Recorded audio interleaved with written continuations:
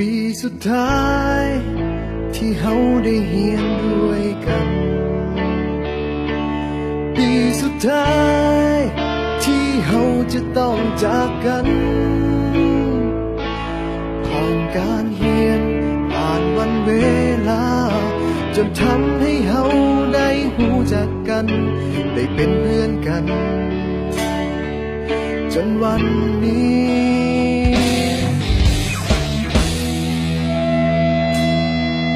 มาถึงม.7 ปี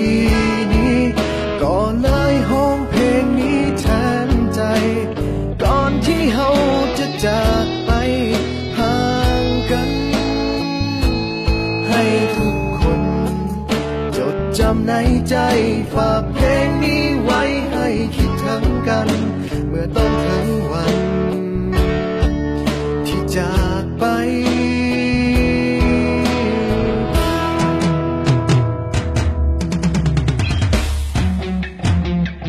ก็เลยเขียนเพลงนี้ขึ้นมา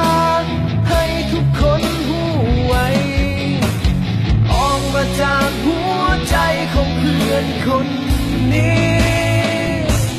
ถึงจะอยู่แห่งผลใด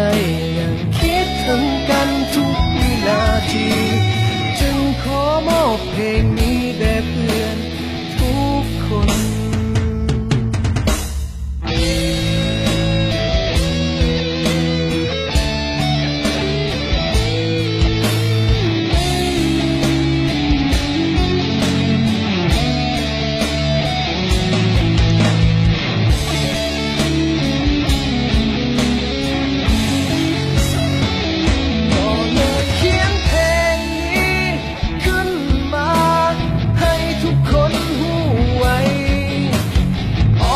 จากหัวใจของเพื่อนคนนี้ถึงจะอยู่แห่งผลใดยังคิดถึงกันทุกวินาทีจึงขอมอบเพลงนี้แด่เพื่อนทุกคนสุดท้ายนี้ที่บอกเอาไว้ถึงจะอย่างใดก็ยังมีคำว่าเฮาคำว่าเพื่อนในวันนี้จะบ่มีวันเก่าพวกเฮาม.7 ปีสุดท้ายคำว่าเพื่อนในวันนี้จะบ่มีวันเก่าพวกเฮา